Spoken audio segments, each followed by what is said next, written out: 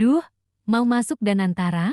PLN tersengat kasus korupsi 1,2 rupiah triliun. Setelah Pertamina, isu kasus korupsi kini merambat ke perusahaan listrik negara PLN. Ini kasus lama yang baru diungkap. Terjadi tahun 2008, saat PLN dipimpin oleh Fahmi Mohtar Afem, Korps Pemberantasan Tindak Pidana Korupsi Kortastipidkor. Polri membenarkan tengah mengusut kasus dugaan korupsi di PLN. Hal itu diungkapkan Wakil Kepala Kortastipidkor Polri Brigadir Jenderal Arif Adiharsa. Ia mengatakan, kasus itu telah naik ke tahap penyelidikan. Masih tahap penyelidikan ya, kata Arif Adiharsa. Dikutip The Asian Post dari tipidkorpolri.info, Sabtu 7/3. Kasus ini mencuat ke publik setelah adanya pemeriksaan pejabat PLN Pusat pada Senin 3/3 lalu. Menurut informasi yang beredar, ada 3 kasus yang sedang menjerat PLN. Salah satunya terkait mangkraknya proyek pembangkit listrik tenaga uap PLTU. 1 di Kalimantan Barat. Kerugian negara diduga mencapai 1,2 triliun rupiah. Proyek PLTU 1 Kalbar ini dikerjakan tahun 2008 saat PLN dipimpin oleh Karir Fahmi, pria kelahiran Plajo, Sumatera Selatan. 2 Januari tahun 1957 ini adalah pejabat karier di PLN. Kariernya melejit setelah menjabat GM Distribusi PLN, Jawa Timur. Setahun kemudian, Fahmi diganti oleh Dahlan Iskan.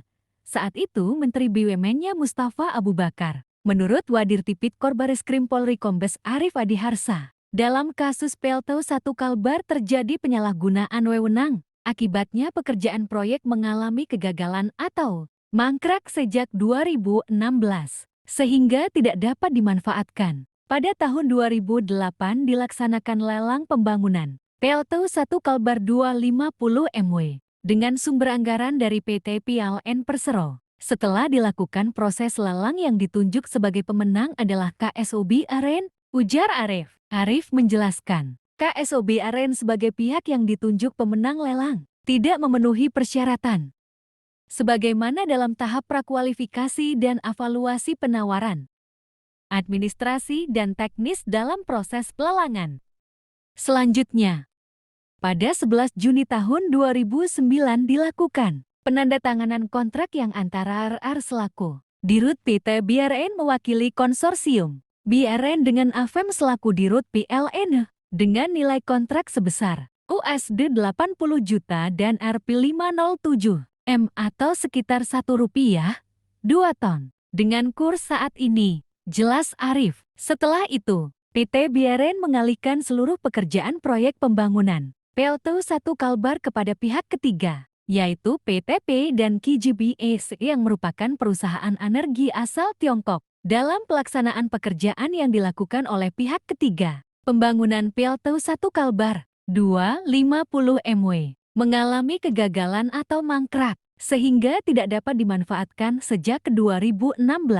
Laba melesat, masuk Danantara. PLN direncanakan menjadi salah satu dari 7 BUMN yang akan menjadi tulang punggung Danantara. Per tahun 2024, aset PLN sekitar Rp1.691 triliun. Jumlah tersebut bertambah Rp10,2 triliun, terhitung sejak 2020, yaitu Rp1.588 triliun.